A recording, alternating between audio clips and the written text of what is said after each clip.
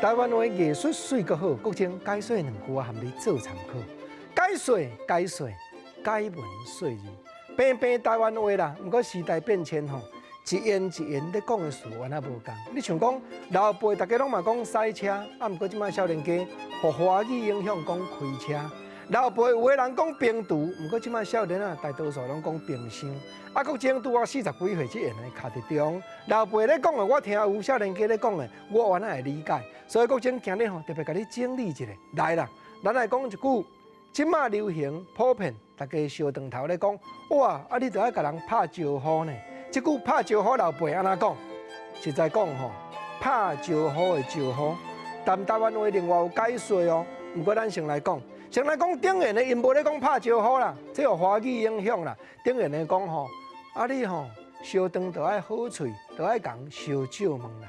对啦吼，烧酒问就是讲我食饱未买对啊，也是讲吼半路大家烧饭头的时阵吼，问一个好咧，讲吼无吼来阮兜互我请啦吼，也是讲来阮遐泡茶啦，这拢有做烧酒问哦。啊，毋过头拄啊国情咧讲的，讲拍招呼的招呼，虽然即马对答日常生活拢安尼用啊啦。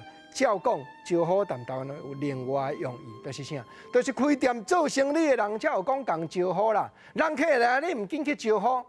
啊，毋过即摆大家拢普遍安尼讲啊，咱嘛无法度去分讲，倒一边较正确，倒一边唔对。总是愈听愈侪款，大家愈会晓应用，都变化安尼就介好啊。过来讲第二个咧，即摆人吼，大家知己的朋友、姊妹啊伴，也是好朋友，行了真亲的时阵讲，啊无咱来结拜。